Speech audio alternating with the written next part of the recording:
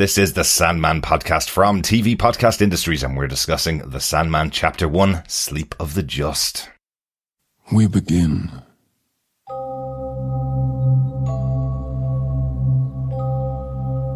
In the waking world, which humanity insists on calling the real world. As if your dreams have no effect upon the choices you make. You mortals go about your work, your loves, your wars, as if your waking lives are all that matter. But there is another life which awaits you when you close your eyes and enter my realm.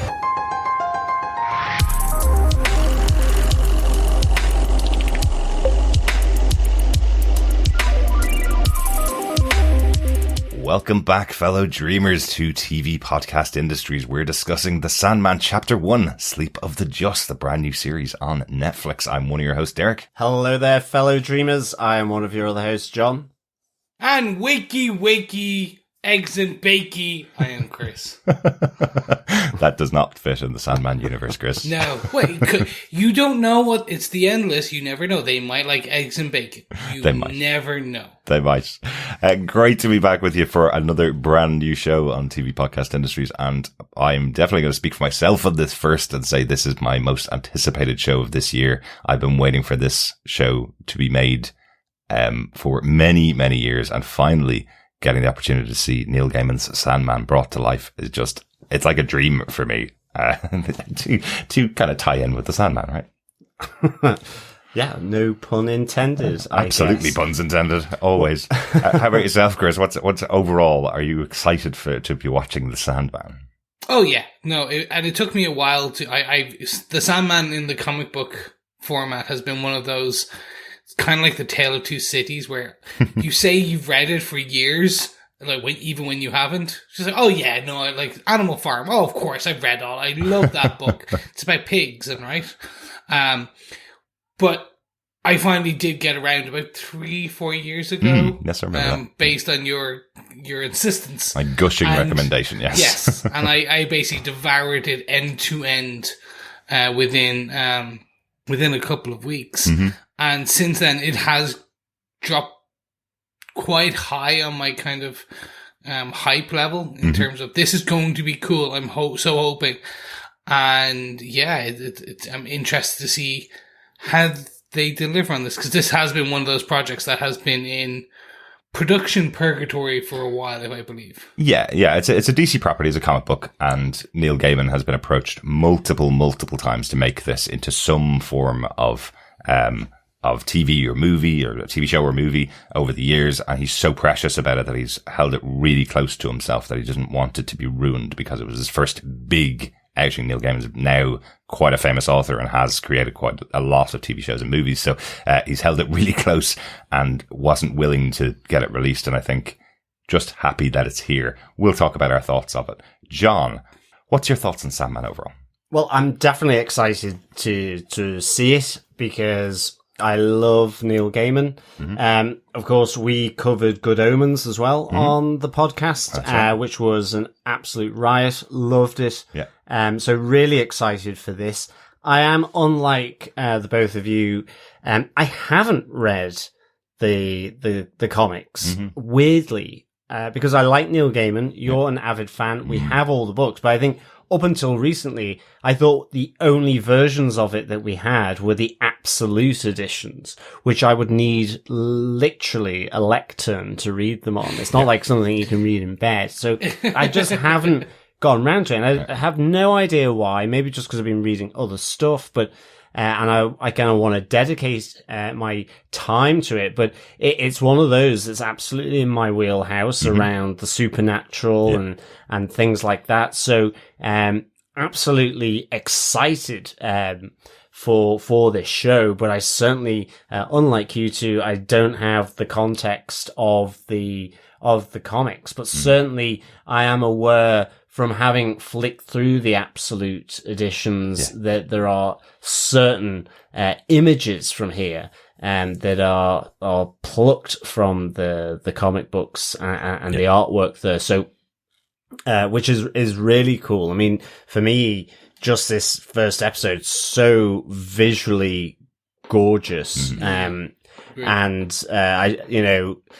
Tom Sturridge, just embodies the artwork of Morpheus, really good. And plus also, I guess it's the body fat ratio I've always been looking for, when I see it. I mean, I was like going, oh my goodness, he must be like 0.25%. It's like just muscle. I know if it drops below a certain level, you probably die because you need the fat. But I mean, I was just like, he has literally no legs, and the body fat ratio I've always dreamed of. There you go. Excellent. Well, I'm glad there's something else in there for you, as well as the story and the visuals too. I guess he's got Neil Gaiman abs, or DC abs. There you go. Or Vertigo abs. I think it's DC ribs that he has. Ribs.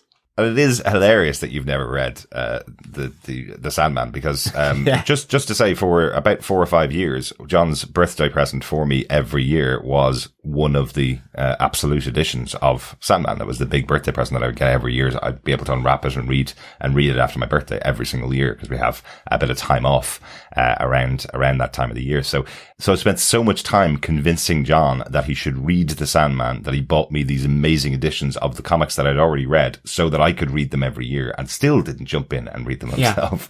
So I'm glad I'm finally getting you to sit down to at least hear the story of the Sandman. Yeah, I have no idea why. Marvel 1602 is one of my favorite Marvel comics by Neil Gaiman. Good Omens is fabulous, as you said. Good Omens, American Gods, Stardust, you name it. I've loved the books, and in the main, I've really enjoyed most of the interpretations that have come on the big or little screen. Yeah. And just quickly, for anyone listening going, what is these collected editions? It's essentially these comic books that Derek has are huge leather-bound tomes, hardbacks. Yeah. So they are quite big, quite tall, and quite hard. And very weighty. Yes. And very weighty. I don't have the muscle mass to body fat ratio to lift them. There you go. But that's enough of the setup before we get into our discussion of the Sandman. If you haven't heard TV Podcast Industry before, haven't subscribed to the podcast, you can subscribe to us by going over to our website at tvpodcastindustry.com. Loads of options there to subscribe to our main feed. We should have this on its own feed on Sandman from TV Podcast Industries, but we are covering tons and tons of other shows all the time. All the best TV shows out there to talk about. We're covering them basically. So subscribe to the main feed to get access to all the other shows we cover as well. We'd love to hear your thoughts on the show. We've been really lucky, thanks to Netflix, to get access to the Sandman ahead of the world premiere on August 5th. So we're talking about this before most people have actually seen the episodes. So really excited about that, to be able to talk about the episodes. But we want to hear your thoughts as we go through the season of Sandman. Please email us to feedback@tvpodcastindustries.com, or pop on over to our Facebook group at facebook.com/groups/tvpodcastindustries. I'll have a spoiler post up on the day of release for each of the episodes for you to share your thoughts about the Sandman. We hope you're going to enjoy watching through the series with us. So let's get into our discussion about the Sandman Chapter 1, Sleep of the Just. Yes, and just quick note, in case you don't, this is going to be a spoilerific discussion. If you have not watched it and you're just checking us out, pause now, we'll wait, and you go watch it and then come back. Alright, we're giving you 5, 4, 3, 2. Welcome back. We're now going to get into our discussion of the Sandman. And of course, we are just talking about Chapter 1. All episodes released today on Netflix as you're hearing this, but this is just going to be about the first episode of the show. So, Derek, do you want to tell us who gave us what with this episode? Yes, as we've already mentioned many times so far, this is based on the comic books written by Neil Gaiman, with art by Sam Keith and Mike Dringenberg, along with many other artists over the 75 issues of the book. Also to mention, the art and the cover art for Sandman was done by Dave McKean, who's been brought back to do the closing artwork in the closing credits. If you have the opportunity to watch them, it's a lovely close out to the episode. Stop that Netflix, go on to next episode so you can watch them. It's really nice that Dave McKean's been brought out of retirement to do do this artwork. So watch it. Hopefully Netflix will set it so you can see more than 2 seconds of it. The executive producers for the show are Allan Heinberg, Neil Gaiman, and David S. Goyer, who also wrote this first episode of the show. We've talked about David S. Goyer quite a few times and the work that he's done throughout DC Comics. He seemed to be the go-to guy to set up the stories for their shows, and is involved in the creation here of Sandman. Neil Gaiman heavily involved in this show, as it is his comic book. And Allan Heinberg, interestingly, is the showrunner for the series. What's interesting is Allan Heinberg is also a comic book creator, and relevant to our interest on TV podcast industries, he was the creator of The Young Avengers, yep, who we have seen many times in the last couple of years on our Marvel shows. They're starting to seed them into the MCU at the moment, and it's really interesting that he was involved in that and is now showrunner for Sandman.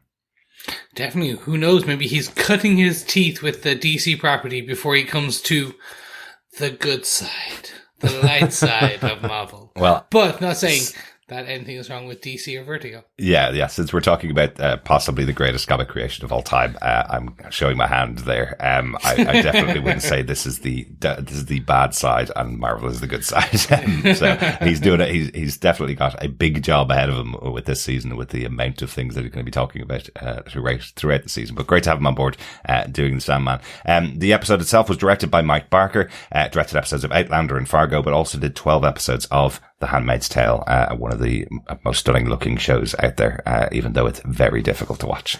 Oh yeah, but not like this episode of The Sandman, we should add. Exactly. John, would you like to tell us what they gave us with your synopsis for Sandman Chapter 1, Sleep of the Just? Sure. In 1916, in the realm of dreams, Morpheus, the king of dreams and nightmares, learns of the escaped nightmare, the Corinthian, and travels to Berlin to confront him and stop his murdering spree. Meanwhile, in Wych Cross England, Roderick Burgess makes a pact with Dr John Hathaway to capture one of the Endless Death, to compel her to return their lost sons. But the incantation doesn't work as expected, and they trap another of the Endless, Morpheus. Dragged from his confrontation with the Corinthian and trapped, Dream silently vows vengeance on Roderick Burgess. With guidance from the Corinthian, who wants to keep Dream trapped, Roderick uses the power of Morpheus's powerful helm, ruby, and pouch of sand to make his dreams come true. Over decades, Roderick bargains and rages with Morpheus to bring his son back. Failing that, to give him power, wealth, and immortality. But Morpheus remains silent. Roderick's younger son, Alex Burgess, will do anything to impress his father, including killing the Raven Guardian of Morpheus, Jessame. This is unforgivable, but still, Morpheus remains silent. As the years pass, the frustration of the Burgess family overflows, and Alex accidentally kills his father. But in the aftermath, Alex finds a new love, Paul, and they spend many more years trying to convince Morpheus to leave without hurting them. But Morpheus remains silent. After a century in captivity and without a word spoken, Paul breaks the incantation which bound Morpheus, and before finally returning to his realm, he punishes Alex, forcing him into eternal sleep. When Morpheus arrives back to the land of dreams, he is met by his faithful librarian Lucien, who reveals that the realm has changed without the King of Dreams. Most of the dreams and nightmares have left, and the land is in disrepair. But Dream built this place before, and he is resolved to build it once again. Excellent. Good synopsis there, John. Thanks for that. Good to lay the story out of what's going on. Lots of things being set up here for the show. We're going to talk about this episode by picking out our top moments from it and having a chat about them. Hopefully we'll cover off everything that happens in this opening episode, the premiere episode of Sandman. Let's start at the beginning. A good way to start with the escape of the Corinthian, one of the scariest creatures within the Sandman universe, brought to life here by Boyd Holbrook. He's an interesting character. An escaped nightmare kind of adds this element of horror to the show that could be about a man who controls dreams, being Morpheus, this person that controls the realm of dreams. Lots of people think of dreams as being this lovely place that you go when you sleep, but instantly they're bringing in this idea of the Corinthian, this nightmare that's escaped to Earth. What did you guys think of this character that we see in the opening, and this impetus that makes Morpheus leave his realm, go to Earth, and effectively try and drag this nightmare back to his realm? What do you think of that as the opening of the show? I really like the idea that there is, this creation ultimately from Dream, from Morpheus, that is the nightmare, because he does the nightmares and the dreams, does old Morpheus. And I like the fact that this nightmare has decided that the reality is where he can thrive, that he, there is this suggestion that he's accepted more in reality than in the land of dreams. And it's that opening shot as well. It links to that where, actually Morpheus is giving the opposite side of that, where we enter into Morpheus's realm, through the big gates, and we see the bridge and the palace that the King of Dreams lives in. And he just talks about, humans having this view of the real world, but how important dreams are to reality, because people are dreaming, and bring this into their reality in terms of what they do or how they think about something. And, when the real world is found wanting, that there is freedom and adventure in the land, of dreams. And, and we see in this realm that there's dragons, unicorns, and we see Pumpkinhead or Marv Pumpkinhead, which I thought was a really nice touch. Not necessarily from the comics, but I do like the horror Pumpkinhead. It's pretty cheesy, but I just thought of Pumpkinhead the movie, and it's a terrible horror, but you love it because when a Liverpoolian says Pumpkinhead, it makes you laugh. So, it does, yes. It does. But that's kind of from Halloween anyway. That kind of story. Yeah. So I loved all that at the beginning, and it contrasts everything that Morpheus is saying in that introduction as we whiz through his realm, to what Corinthian is doing, where he feels trapped in that realm because his power is unleashed on the real world, where people are fearful, afraid, and that's where his power comes from the nightmare that he gives. And just all of that was lovely. And so it as we see later through the episode, it makes sense that he wants Morpheus locked away. Yeah. He goes to give advice to Roderick Burgess and to the Order of Ancient Mystery. So I really thought this was great. And of course, the one thing I hadn't really seen this character when flicking through the comics, but sort of that ending as well, where, he immediately knows when Morpheus is free. He can feel that the connection has got to him. He's got to run as he leaves the dead body with the eyes taken out and his little sort of teethy eyes of there, which could have been more teethy, I guess. But because I wasn't entirely sure that they were teeth until you said, but I guess you can kind of see little mouthy, teethy eyes, which would be frightening enough. Can you imagine if we had evolved with our mouths in our eye sockets? Anyway, you could put sort of the veg in one side and the meat in the other, and they could merge sort of down the throat. Anyway, I do digress, obviously. But wow, yes, you do. I really do. But well, again, this is the fantasy dreamlike realm that we're in, aren't we? But I love, he wants to shape the world like him, and he's not going to stop. So, this kind of, this tension between the two, one from the dream world in terms of Morpheus, and then Corinthian, who is living his best life in the real world as a nightmare. I just thought was really, really good. And I just loved the delivery of Boyd Holbrook, just that Scandinavian hint there in his voice just really added to the character for me. Yeah. I thought Corinthian's escape was pretty good. Yeah.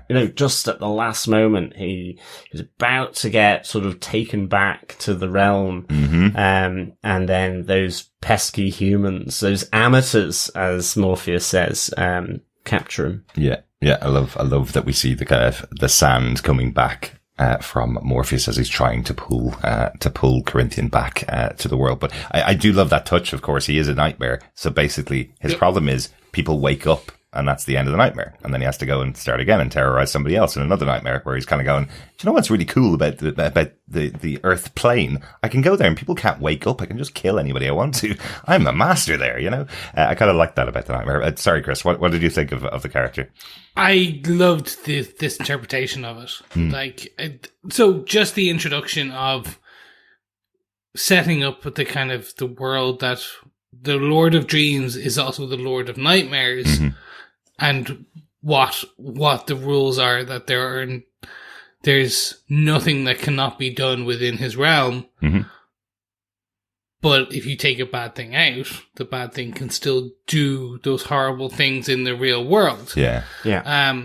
I do agree with John very quickly, which is I had to also explain to my partner about the Corinthian's eyes, because she was like, what was that? And I was like, oh, he's got mouth for eyes. It's really cool. Like, I was expecting a bit more shock and awe on that, like a zoom in as he put his glasses on. Yeah. Kind of almost like CSI Miami, where it's like, he's going to make a really bad pun and go, wow! And he just puts on the glasses. That'd be a very different show, I think. It would be really different, but so cool. It'd be the perfect outtake. The pulling Corinthian. Yes, Exactly. Really It's literally like something out of a book. There were a couple of other touches as well from Lucian about just around Corinthian, around this idea of a nightmare that's escaped, that I think it would be good to kind of quickly mention, which I thought was quite cool. There's a mention from Morpheus himself in his introduction that he is the Lord of Dreams and Nightmares, and he makes sure that he keeps control of them lest they consume you. So it's not just about keeping control of the horrible nightmares that you have. People can also fall in love with the dream side of things as well, unless he keeps control of them. There is that side of it with Morpheus. It's not just there are evil things out there. It's also people can fall for the dream and live in a land of dream, which he has to control to make sure that people get out of there and go back to their real worlds as well. Well, that's it. It's kind of, it's the teacher's assessment of you. He's a dreamer, which means either he's got great ideas or he gets nothing done because he's looking out the window dreaming. Head in the clouds. Exactly. So, that's another really good kind of idea in this. And just, that idea of the rogue nightmare on the loose is also slightly frightening to me. Yeah. But what I do find interesting is that, the way I know he's killing, the humans, he's kind of like, why restrict to, the sleeping minds when he can do it physically, killing humans, in the real world? The thing I'm kind of intrigued about is he just going around killing people? Because we do see him killing someone in Berlin there as Morpheus arrives. Or is he doing that because he is so rogue, but he's also still giving people the nightmares, but he can make them thrive even more because he can act it out in the real world. So people are thinking, well, I dreamt that. And so, it keeps people subdued, frightened, afraid, all that kind of stuff, because if he just kills people, well, then soon, that they don't continue to have nightmares because they're dead. Yeah, there is part of that. He's still able to infest people's dreams because people are now having nightmares about real murders they've heard about. He's now creating a legacy and a legend almost around this Corinthian that's going around killing things. That's not really in this episode, and we'll see more of the Corinthian. I kind of like that they've set this up at the beginning, that the Corinthian is almost the big bad for the show. Versus Morpheus, because he's the one that gives guidance on how to keep Morpheus where he is for those 100 years. He's the one that Morpheus left the dream realm to take back. So he's got almost a bigger impetus here in the show than he did in the comic books, or at least it's much clearer here, much more streamlined here. But we will see more of the Corinthian, and we'll learn more about his motivations and what he was doing for those 100 years, and what he'll do afterwards, as the season goes on. So, but you're right. That's a really good interpretation, that he's there because he lives longer here, which is the point I was going to say about what Lucian had said. Dreams don't survive very long on Earth. People see dreams and then it falls apart, but nightmares seem to be able to travel to Earth and stay alive longer, because a nightmare lasts in people's minds much longer than a dream does, is the idea. Another great concept coming in from Lucian. So really good. We've talked a lot about Corinthian. He is a small part of the episode, but I think he's important to the show overall. So good to have that chat there. Let's talk about another one of the big moments from the episode. The Order of Ancient Mysteries, led by Roderick Burgess. I like this because if you missed it, it is a joke. It is a joke that these people are an order of people who have set up to do spells, but they're not good at it. They're not amazing witches and wizards and mages that can do whatever they want to. They're amateurs reading spells to try and get what they want, and they don't accomplish it. This isn't a really important society. This is one man looking for a way to get his son back from the dead, who reads a passage from a book, thinking he's getting the spell working the way he wants to, and ends off getting a completely different outcome. Yeah. Which will eventually destroy his family and eventually destroy his legacy, not for 100 years, but will eventually destroy everything that he's built. And he never gets what he wanted in the first place. Yeah. So I kind of like that idea that while it all looks like this big elaborate setup, it's actually not that great an organization at all.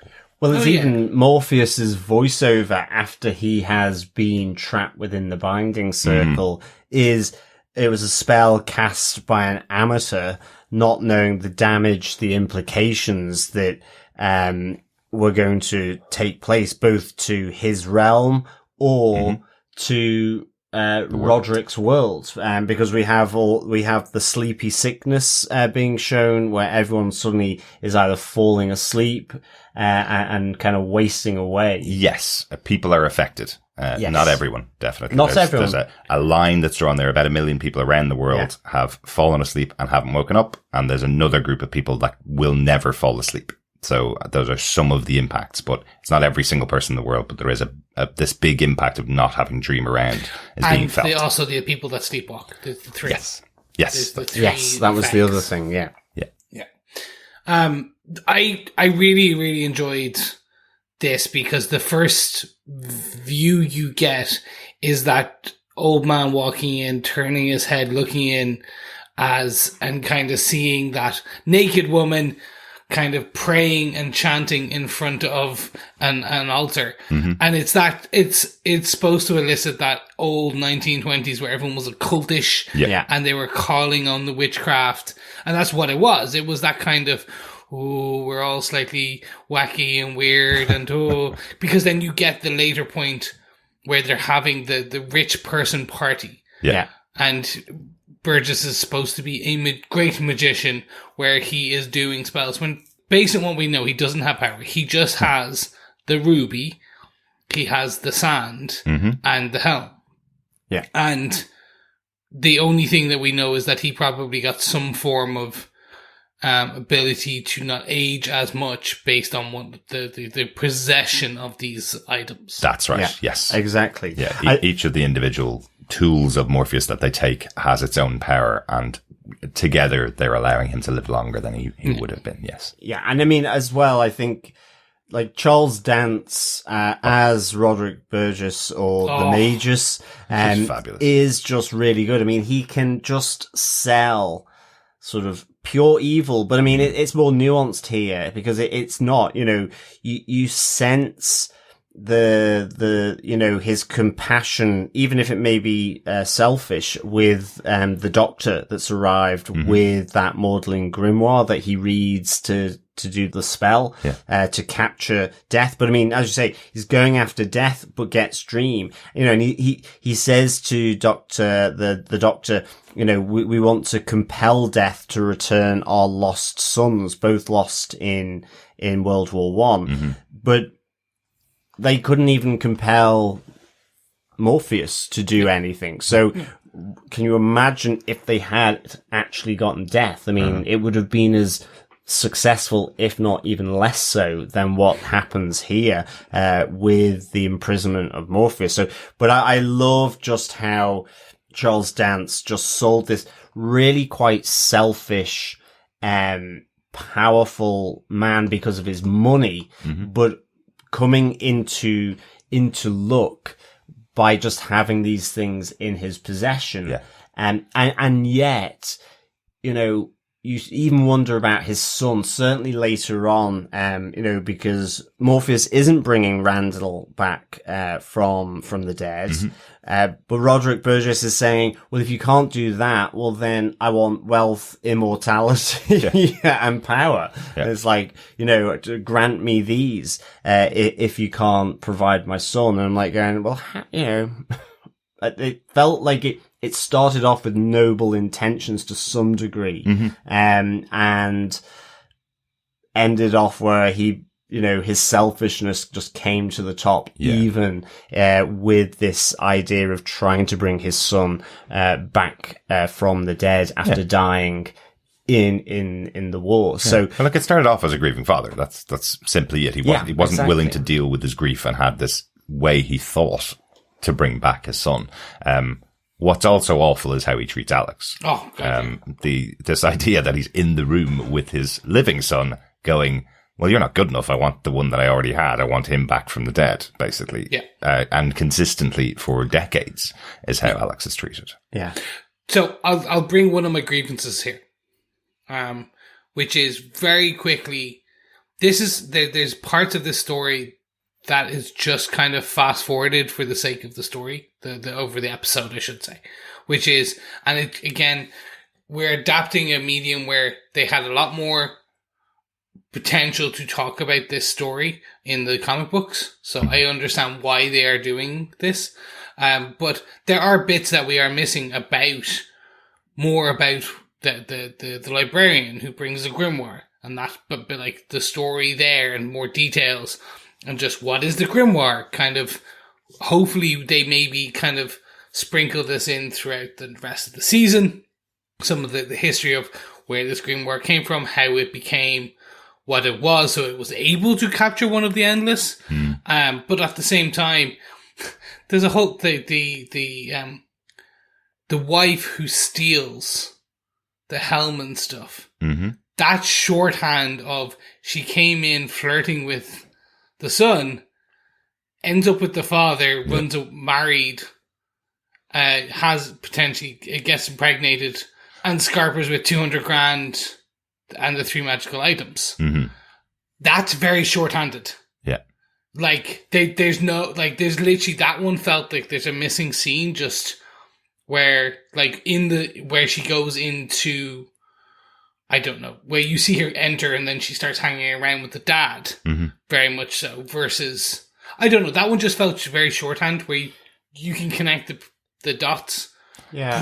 I mean, I think, like, for me, certainly, I think it conveyed enough, which was, that Ethel, the lady, you know, she used Alex to get in, you know, she helped him, but ultimately says, well, can you get me in? And then, you know, you see her socializing at the party and then ends up staying there. So obviously, you know, you can infer from that she's, you know, made her way to a close association with Roderick, but actually the relationship isn't that. I think Roderick is, it's a transactional arrangement for him. And, you know, because as soon, you know, because she's leaving because of the pregnancy and that he wants to terminate it.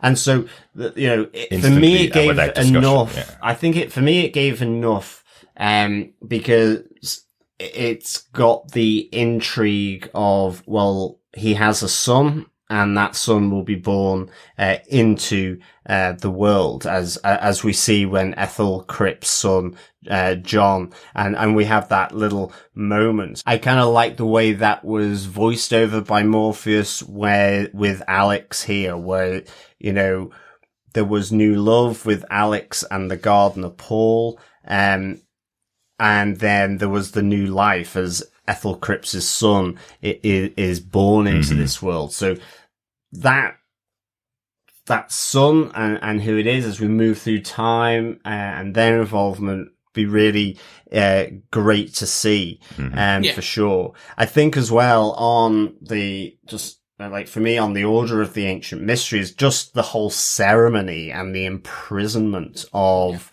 Morpheus.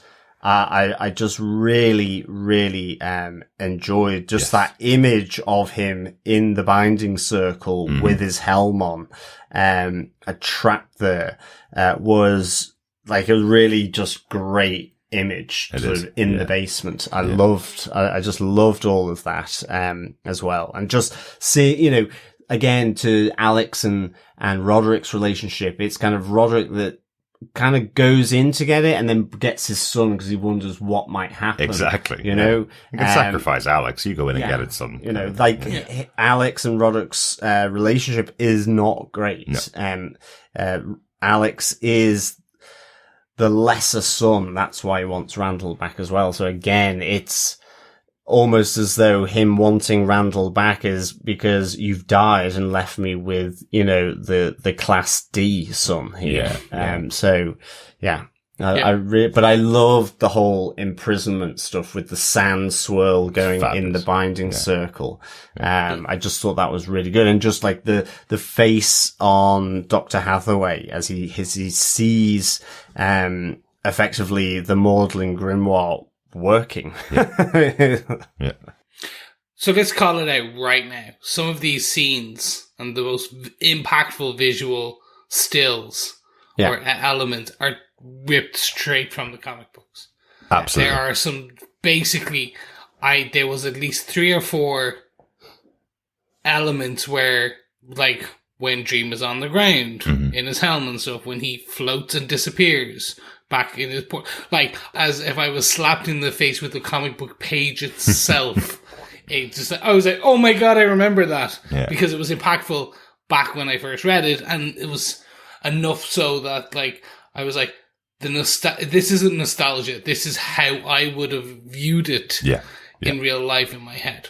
You're absolutely right. They've taken some of the best moments visually from the comics that they can and translate them so beautifully to screen. I think it's absolutely beautifully done. Exactly. And the Corinthian, as we said, gives the rules for keeping him kind of locked away. Don't break the binding circle, but no one is to sleep in his presence, and gives the trench pills to kind of to keep to force the being awake, and also then that his vestments, the helm, the pouch of sand, and the ruby, absolutely nowhere near him as well. So really just this was just really fantastic imagery. I really loved it.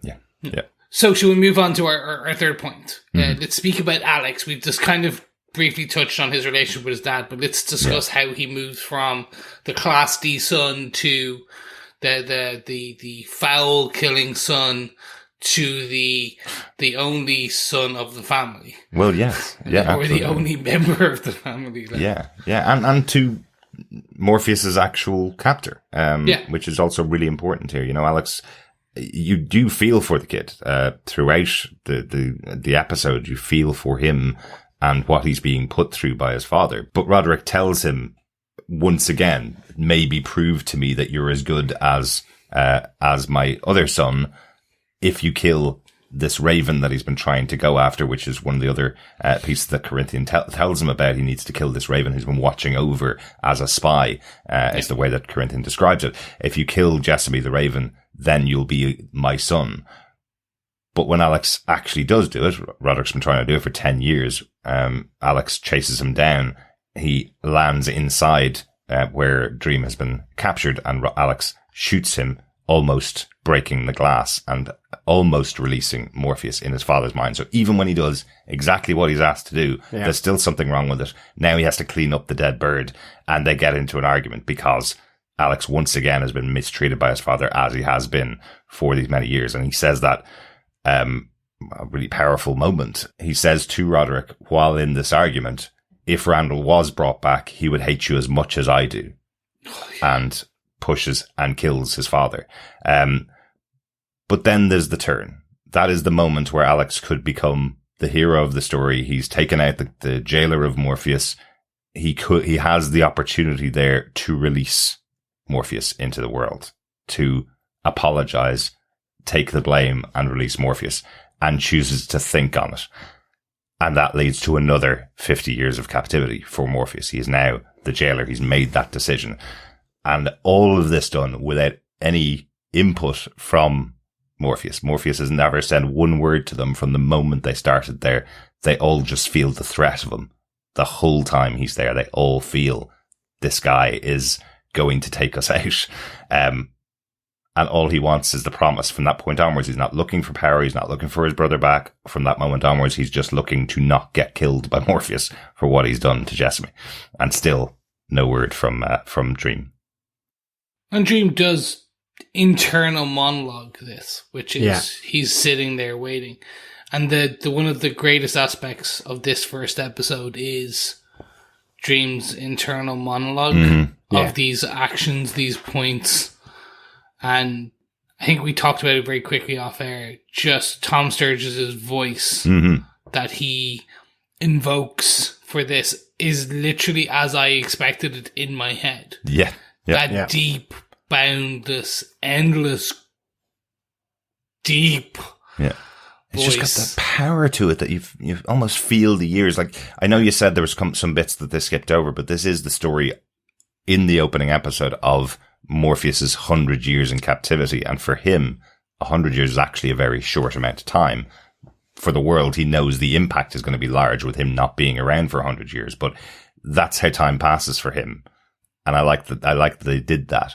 And everything about the presence of Tom Sturridge in the role makes you feel like he is this being. He makes you feel ethereal. It makes you feel like he's something otherworldly in the role. Well, that's it. And it's the idea of him, kind of narrating, but also responding to what's going on the other side of his prison, his glass spherical prison, which again, the image of that with the light on Tom Sturgis's, low body fat ratio body is just kind of really, really kind of amazing sort of shot. I love as well just the kind of cat eye mirror reflection that you get in his eyes from some of the shots. We certainly see it later, and we'll talk about that after he's escaped and he's dealing out his justice or vengeance to Alex. But it's when Alex introduces Paul, who was the gardener,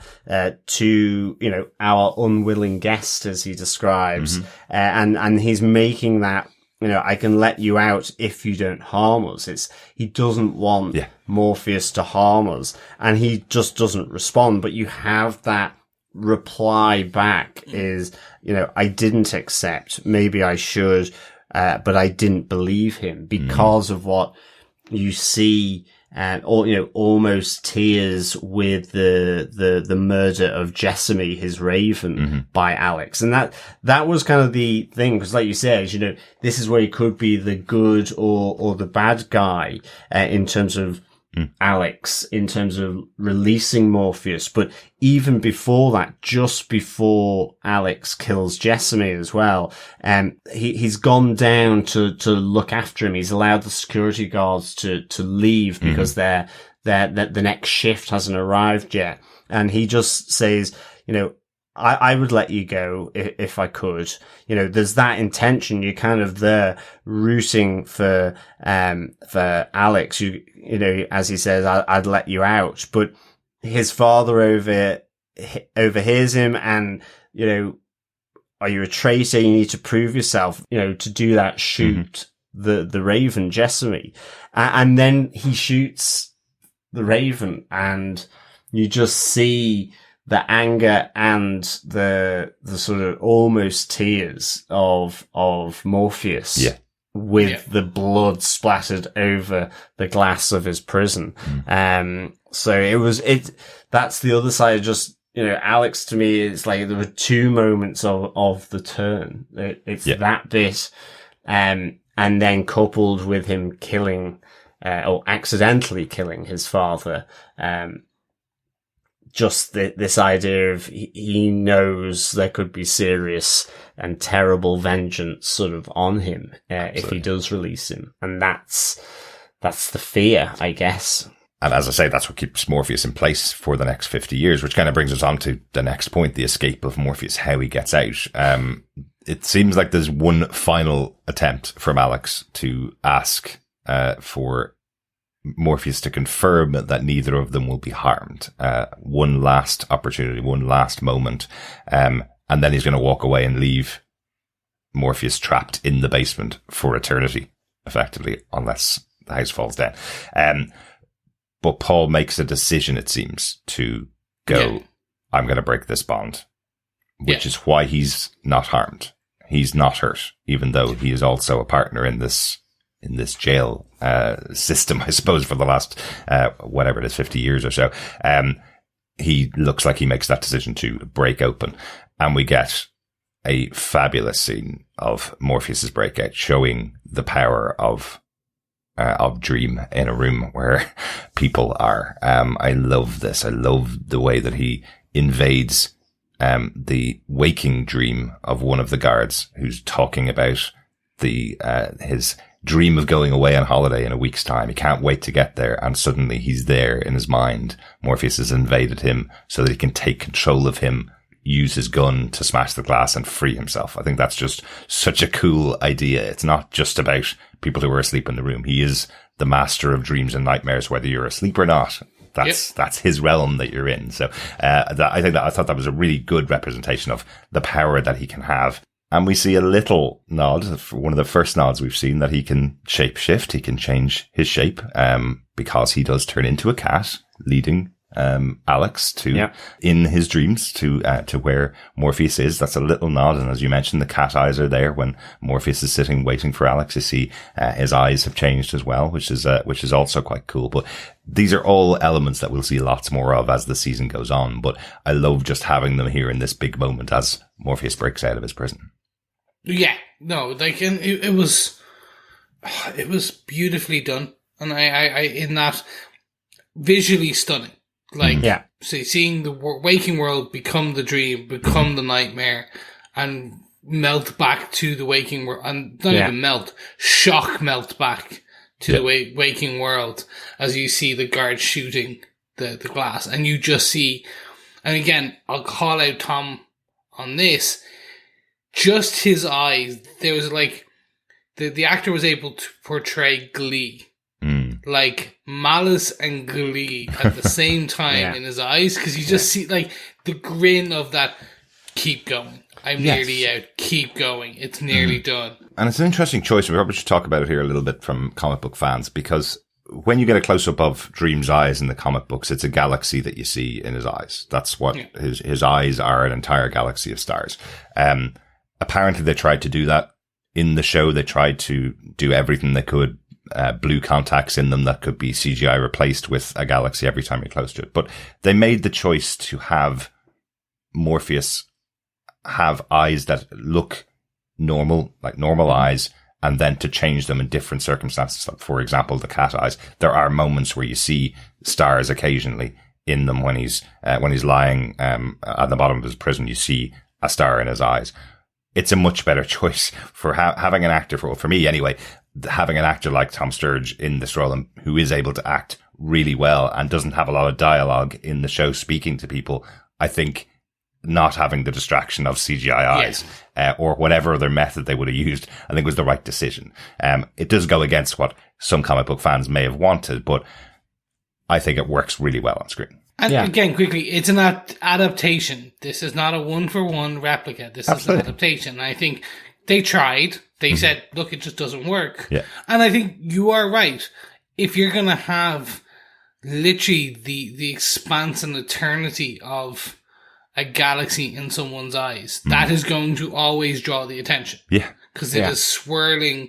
Well, the way it's described in the comic books is swirling galaxies and the universe is in his eyes, if I remember. And it's like, so like it was moving.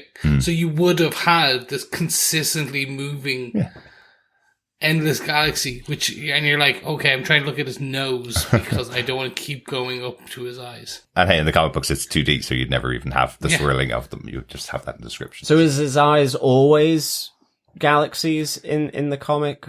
So here they've just decided to keep regular human eyes.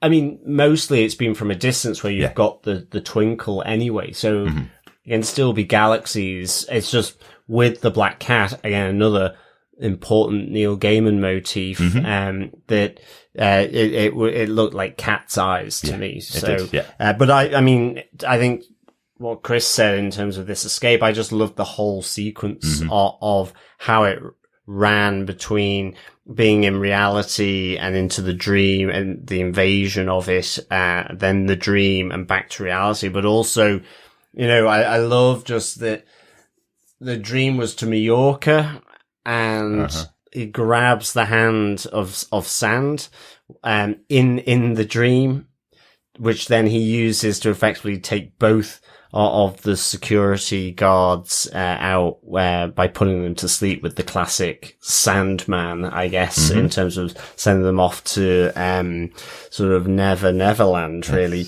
I also just like the general, you know, there are some really a few touches of that comedy that we saw in Good Omens as well. So I loved just the security guards chit chat where one of them thinks that they've got Dracula effectively in there. And I just, that kind of sensibility I really, really enjoyed, in here. That just you know, this is really quite a serious series, and, you know, there's some pretty,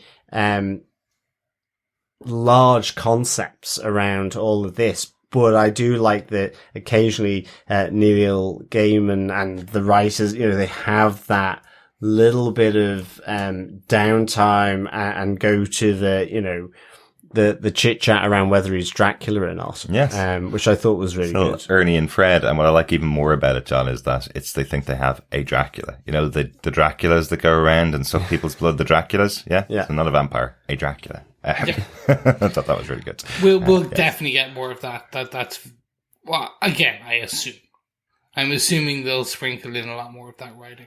There'll be some. Yes. Yeah. And I guess, Paul inherited the manor of Fawny Rig. Yes. So, well done, Paul. Smart move, I guess. Yeah. Did he? Or did Ethel potentially get it somehow? They weren't married, I don't think. That's true, actually. Didn't Roderick specifically call her the woman that lives in my house? Was what she, how he described this woman that clearly had been there for quite a long time, and they had a relationship. Please shoot me if I ever call my wife that, because she'll probably have killed me. She probably will have killed you, Chris. Yes. I can't imagine. She wouldn't have. Yeah, we would be too late, I think. Yes. But as Morpheus has escaped, it kind of sets up the rest of the series and the what's going to go on in the rest of the show. It takes us to our final point, his new mission. After taking his vengeance on Alex and putting him into that eternal sleep, he goes back to his realm, goes back to the realm of the dreaming, and finds out from Lucien that almost all of the dreams and nightmares have left his realm in that 100 years, which sets up what he needs to do. He's built this place before, many millennia beforehand, but he's built it before. He's created everything there. He needs to reclaim the dreams and nightmares, restore his realm of the dreams, and he also has a mission to get back his tools. That's the thing he needs in order to reestablish his realm. He needs to go and get his helm, his ruby, and his pouch of sand. So, I think that's a really good way of closing out the first episode, because you now know your mission, you now know what he needs to do, and it's all been established where you're going into the season going, okay, right. So it's a big story that we're learning all about, this world of the endless and this universe that we're seeing for the first time. But by the end of the episode, okay, well, what he really needs to do is get these three things. Those are his missions. And then he also needs to restore the realm, right? Yeah. Like, I think so. I think the other really interesting thing here is, one, you know, Lucien is that loyal librarian, and for want of a better word, sidekick in that sense. Yeah. But also, you know, it's interesting when she says, you know, some of your subjects, the dreams and nightmares, they went looking for you, and then others just left, because it's not unlike one of the Endless to just up and leave, which I thought was a real striking comment from her. You know, so I'm kind of intrigued as to what, or if that has any kind of meaning for the series, because as well, you know, what does that mean? Is it relevant? How relevant? But just because we have at least some of the family of the Endless that is mentioned in this, like Destiny and Despair. So, and Death, you know, which is, you know, what happened to one of the Endless ones, I guess. Yes. Now, I'm going to say, when I read this book originally came out in 1989, I started reading it about 93, so while the series was still ongoing. So I was reading it month to month. And I loved this mystery, pre-internet. The idea of going month to month and trying to guess who the Endless are, because they are aspects of the world, effectively, or of human existence, let's say. So you know Dream, that's who you're introduced to. You know Death, and that's pretty easy to get the idea of this person that is Death. Kind of get Destiny, you kind of understand that, and then there's others that are introduced. But it's really clear here in the show, and I'm not going to do it. You can Google it really quickly if you want to. I'm definitely not going to do this, because it's really clear in the show that they don't want to tell you the name of every member of the Endless. And there is a reason for that. They're not telling you every member. They're telling you some of them. They'll be revealed as the show goes on. Yep. They'll be shown to you as to who they are, with their own peculiarities and their own connections to Dream. That's how they'll be shown in the show. That's how they were shown in the comic book. And it makes that little mystery of, hang on a second, one of them disappeared. Ooh, what Endless, what aspect of humanity disappeared from the Endless? What is that? Yeah. It was so much fun to try and work out how it was. And it wasn't, as far as I remember, it took a couple of years before we found the answer out to who that was that had disappeared. So, it'll be mentioned again. It was a great moment in there for Lucienne to mention it, that's part of the reason why the subjects of Dream kind of walked away, because they were like, well, one of the Endless did it before. Maybe Dream's decided to give up his job and disappear to the other plane, effectively. So, so a little touch there for something else coming up in the future. And maybe they do, maybe they don't, because I remember there was a big scene in the comic books. They were like, oh my God, we're going to find out, they're going to name it. And it's like, the person we will not discuss, essentially, was the scene. And you're like, no. Yep. That line is coming up later in this season, Chris. Yes. I'm certainly not going to hide that I have watched more episodes than this one episode, but as I've read the story so many times, I thought I was allowed to go ahead, and I definitely wouldn't be spoiling anything for the future episodes, because they're not worry. I have not. To the story. I have not. I'm staying safe and staying virginal. Well, I don't think there's spoilers when you've read the books. You're able to keep the separation, I think. Yes, I think that's... But I'll just quickly jump in my kind of end thoughts on setting it up. I did enjoy this. They did, for a new reader or a new watcher, go, all right, we've given you all the main pieces. Here's the chessboard. This is this is the storyline. So basically, they did the Lord of the Rings on it, which is, all right, you need to, here's all your characters. Here's here's the rings. You're going to Mordor. Off we go. Yeah. And then we're gonna spend at least like 2 films more getting there. But you get the general gist within this first hour. It's not like we can just jump on the giant eagles straight away and get to the end. Yeah. But that's a conversation and discussion for a completely different podcast in the future. It certainly is. It certainly is. Yes, they've set it up. He has to get his tools back, and then he can recreate his realm, and then he can go on to whatever his future may be. Yeah, and to reclaim the dreams and the nightmares as well. So the tools are essential as well. It's not as such a series of getting his tools back. Exactly. So I think that's kind of important point. Mm-hmm. And all the while, Corinthian roams Earth. Free. Roams free. Yeah. And is he the only nightmare? Is he the worst nightmare? Exactly. And that's something else we'll find out as the series goes on. Yeah, good stuff. Those are the top moments from the episode. Any particular notes, anything else you wanted to talk about from the episode at all? Not from this episode, but just one point I want to call out now, which I should have done earlier, but I'm of the opinion, I watched one trailer back in the day, and there's been a load of marketing since. Mm-hmm. And I'm expecting on day of release, there will be even more marketing. Yeah. The one thing I will say, don't watch it. Like, give yourself, this is kind of almost like you're watching Game of Thrones a year down the line, or 2 years down the line, when there's already been season 1 and 2. Yeah. Don't watch a lot of them and read them. Don't Google, don't like read spoiler posts. Agreed. Like, this is one I would strongly suggest, like, going for the journey. Yeah, Netflix most certainly aren't Christopher Nolan. They don't hold back on some of, even if it's just a flash of juicy visual. To be honest, but I know, after that first episode where there was the advert for the season, and I was like, okay, there's probably some shots they shouldn't have included there. But I get as well, you have to, market it. Yeah, market it and pull people in. Particularly if you're dumping everything on one day and you're on your service. Yeah, exactly. Yeah.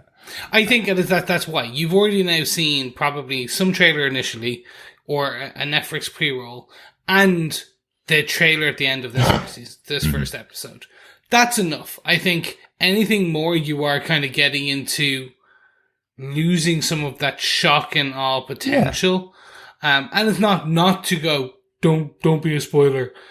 It's more for yourself to enjoy the journey, the digestion of what this can be. Because I do mean, and this is not Derek waxing lyrical about the Sandman, which we can literally wind him up later and he'll do for an hour. I certainly will. This is me saying, like, this is one of the best narratives in any medium that I've ever read, watched, played, consumed. And I think there are some elements and I'm assuming if they do it justice, there are going to be some episodes where you're like, this is some of the best narrative discussions, storytelling. Yeah.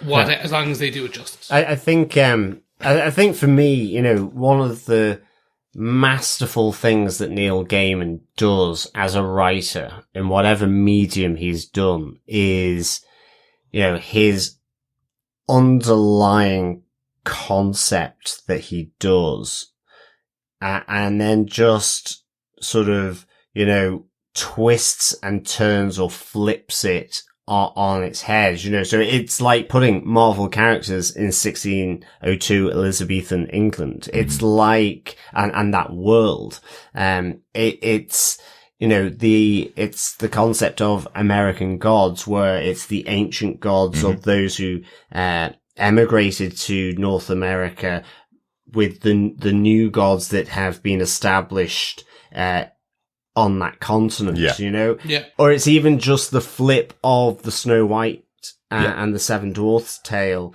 Who is the evil one here? Is it the evil witch? Is it actually Snow White? It's all these different ways, and here ultimately this is a journey of the King of Dreams, finding out more about himself than his kingly ways, in that realm. It's a god becoming, closer to the mortal, I guess. Yeah. And I suppose the good thing is, for all of our wonderful fellow dreamers, all 10 episodes are available on Netflix. So if you even pause the episode to listen to our podcast, thank you very much. If you're following along in that way, if you're watching an episode, listen to the podcast. Thanks so much for joining us for that way. But yeah, some of the images that are out there in marketing and some of the trailers that have been put out now ahead of time, do feel like they're picking some great moments that would work so much better in context and spoil things that actually, you wouldn't get more enjoyment out of if you're watching the episode. So continue to watch Sandman, as the episodes are all available for you. And thanks so much for joining us for our discussion about Sandman, Chapter 1, Sleep of the Just. Hopefully you'll also share with us your thoughts about the episodes for the season. Please email us to feedback@tvpodcastindustry.com with any thoughts on the episodes. Overall, John, what did you think of The Sandman, Chapter 1, Sleep of the Just? I really thought this was a great introduction, really visual, really stunning. it feels quite contained. It's very much the story of his capture. So you don't as such see much of Morpheus here, but it's establishing his motivations as to why he's come to the real world. It's establishing the Corinthian, a whole rake of different people like Ethel Cripps, like her son John, and how they may play a part in the future. I would give this 4.5 munching mouthy eyes out of 5. Munch. Yeah. I thought it was just really good introduction. I just loved the style, at least from this episode of Morpheus, and what Tom Sturridge did there without really saying anything other than in narrative form and voiceover form. The motivations of the Corinthian and just the people of Thorny Rig, and their motivations from Roderick Burgess to his lesser son Alex, and with Paul, and how that all transpires. So I really, really enjoyed this opener for me. Also, just I didn't mention it, but just a shout out to Jessamy, the good raven that she was. Because I did like how she got into the house, set the fire, to get down to him, and just having that moment where, Morpheus, thought he was probably going to escape in that moment, for that to be sort of shotgunned, into smithereens by Alex, but even just within this first episode, Alex, kind of just many different motivations happening there. Roderick the same, and all the while Morpheus sort of stoically silent in his spherical prison. I just thought was really, really good. So I can't wait now to see the next few episodes as he goes hunting for his tools. And I mean, that visual of his helm as well, just really fantastic. Very cool, isn't it? Very cool. So yeah, 4.5 munching mouthy eyes out of 5 for me. I thought this was really good opener and introduction to the Sandman. Certainly, as someone who hasn't read the comics, I've certainly seen the visuals. Excellent. And that's really good to hear, because this is notoriously the most difficult part of Sandman to get through. This is the one that a lot of fans actually say, skip it, move on to the next book, these first 6 issues, which is pretty much what's told in this first episode. Skip it, move on to the rest of the book, and once you're into Sandman, come back and read this. It's kind of the direction I've seen from lots and lots of Sandman fans, because it's so different from everything else. Morpheus is trapped. It isn't talking. He isn't using his powers for most of the episode. This is the story of the Burgess family and what's going on for the century they have Morpheus trapped. That's the only story. They're all gone now. Yeah. He's now in present day. He's now got a mission to go and get his tools back, and he's got this mission to bring back his realm. That's what's going on with Morpheus, and that's the story we're going to be following throughout this season. We're not really going to be following the Burgesses, but what they did to him has repercussions, of course, for him and who he is as a character. So it's important, but it's the one a lot of people go, just skip it and come back and read it later like it's a prequel. Yeah, well, I mean, just on mentioning of the visuals, the moment where he goes into the light as well after he's escaped, I mean, that was stunning. And I've seen that, it's lifted off the page. And that was just stunning. There were a number of Morpheus visuals that were, quite frankly, gorgeous. It's a beautiful, beautiful show. They're doing such a great job, and it feels epic. It feels like they're pouring in the money to it, like they have for Lord of the Rings and for the other shows that of that scale. Yeah, and it's great that they're. Good job, Warner Brothers. Yeah, I'll quick. There's not much more I can add to this from my side. Like, this is something. I think this first episode, I'm going to try. My wife on the second episode, she wasn't she wasn't too hot on this episode, and I think it's going to be a bit like it's going to be one of these shows like get past the first one into the second. If you can get past and you enjoy it, there's something, if there's small threads. Right. For most of us, I think we find this, if we're into this type of thing, I think this is going to be good. But again, it's the similar thing. It's like the comic books.